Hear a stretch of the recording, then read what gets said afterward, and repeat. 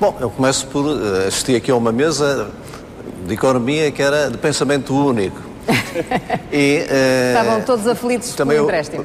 Ouvi várias reportagens e tenho pena que não tenha havido uma reportagem da Islândia, porque também é um exemplo importante. Mas a Islândia não pertence à União Europeia. Eu sei que não pertence. Mas não é da zona euro. Eu sei que não pertence à zona euro, mas é importante porque também foi assistida, também se dizia que por o facto de ela ter rejeitado as propostas e o facto de ter dito que não pagava, que ia ficar banida dos mercados, e hoje está a ser financiada a uma taxa inferior à da Irlanda. Também tenho pena que na sondagem que foi feita não se tivesse perguntado ao povo português, por exemplo, se ele achava ou se acha que é legítimo e justo que o povo português esteja a pagar uma dívida que é sobreposta com juros agiotas. A agiotagem. Pronto. Posto isto, o que é que eu acho? Acho que isto que é um erro, que não é ajuda. O que vamos ter é um enterro. Isto é um enterro e um afundamento do país. É uma ilusão pensar-se que, através das mais medidas de austeridade, vamos resolver até o problema do déficit. Não vamos. O problema vai se agravar como está a acontecer na Grécia. Que vamos ter taxas de juro que possam permitir a nossa economia descolar. Também não. Elas poderão ser um pouco mais baixas, mas vão ser ainda excessivamente altas. E perante isto, andamos aqui a dizer há anos, há meses, que se fizermos o trabalhinho de casa, vamos apaziguar os mercados. O que é que sucedeu? Os mercados apaziguaram. Continuaram a especular. Primeiro era o déficit, depois era a recessão e assim sucessivamente. Qual é a minha opinião sobre isto? Qual era neste momento o que é que se devia fazer? Eu entendo que Portugal, e era a altura, devia chegar à União Europeia e dizer-lhes, dá-lhe um prazo curto.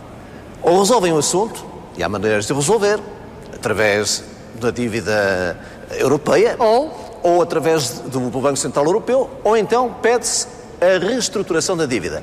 Alongamento dos prazos, diminuição das taxas de juro e não pagamento de uma parte. Nesta altura, sabe, eu sei o que é que vão já dizer. Nesta altura vão já começar logo a dizer, mas então, porque cortavam-nos os financiamentos. Sabe que se eu lhe dever 1.000, um problema é meu. Mas se eu lhe dever 10 milhões, o problema é seu e eu durmo descansado. E nós estamos na União Europeia e o problema passaria a ser do euro, passaria a ser da Sra. Merkel, porque ela quer resolver, não quer ter estes problemas antes das eleições. Porque é que o fundo entra só em 2013? É verdade. Porque vai haver as eleições para o Parlamento alemão. Bom, a especulação sobre o euro seria de tal ordem que eles tinham que dar uma resposta a esta questão. Mas enquanto tivermos uns partidos submissos que vão fazer o trabalho de casa, mas passar a fatura... Vamos ainda continuar a debater estas... Dr. Carlos Carvalhas, como é que a esquerda do Partido Socialista se vai observar este movimento de... Não vai observar. Eventual... Diga? Não vamos ficar a observar. Não vai ficar a observar? Não. Então, o que é que deve fazer esta esquerda? Vou ficar a olhar aqui para estes dois elementos da mesma orquestra, um toca um tom acima e um tom abaixo, responsáveis pela crise, que falam a verdade incómoda, mas não dizem que foram responsáveis. Não, somos todos responsáveis. Neste todos, há a diluição da responsabilidade. São responsáveis. Foram responsáveis pela entrada do euro na maneira como entramos, foram responsáveis pela cotação do escudo da maneira como entramos, são responsáveis por não fazerem pagar à banca um cêntimo a mais para esta crise. Tive aqui sentado um banqueiro que disse que o problema é o financiamento do Estado. Não, o problema é o financiamento da banca. A banca é que não se consegue financiar. O Estado ainda se consegue financiar, a banca é que não consegue. E esta crise que estamos a pagar para ir financiar a banca, que não paga um cêntimo a mais em relação para esta crise. Nem sequer o imposto que qualquer pequeno ou médio empresário paga. Isto é justo? Não é justo. Portanto, nós não vamos ficar a observar. Porquê é que eles falam num governo de unidade nacional?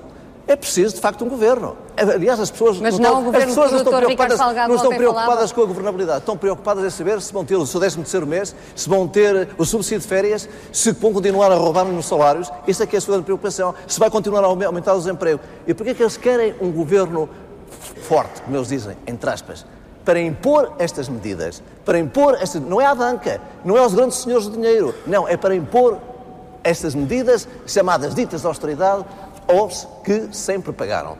Mas vão ter a resistência, naturalmente, vão ter a resistência. E o que eu digo ao povo português é que se indigne, que lute, para que, sem ser indelicado, porque não se trata aqui das pessoas em nome, para que os responsáveis pela crise sejam efetivamente castigados. E não só castigados, para que haja, de facto, Ruptura e mudança. Para que nos sejamos aqui assim, o aluno bem comportadinho, de chapéu na mão, atrás da senhora Merkel, demos tostõezinhos. E a Merkel, ali do seu púlpito, a dizer, façam isto, façam aquilo, façam aquilo, no interesse da Alemanha. Sabe que quando se deu a entrada de Portugal, isto é, quando se criou o euro, a Alemanha tinha uma balança comercial deficitária com a União Europeia e que hoje é outra superavitária.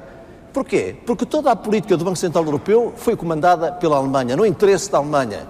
Não no interesse de Portugal, não no interesse dos pequenos países que agora estão aqui a pagar a fatura, em que lhes disseram, quando veio a crise, socorram os bancos, endividaram-se. E agora depois dizem, vocês endividaram-se, agora têm que pagar a fatura.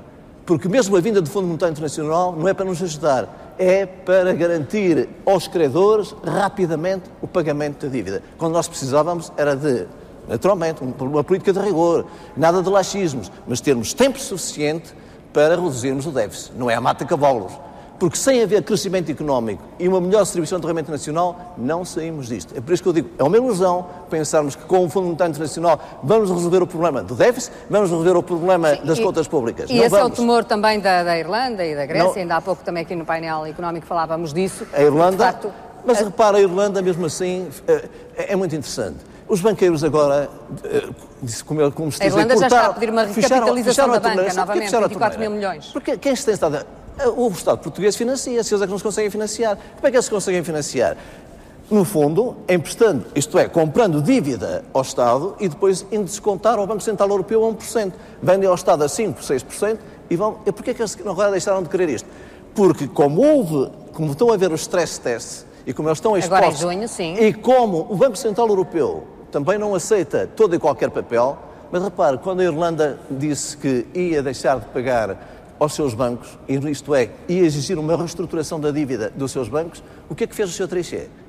Mandou às ortigas, para a sua expressão, todas as regras e disse, aceitamos todo e qualquer papel.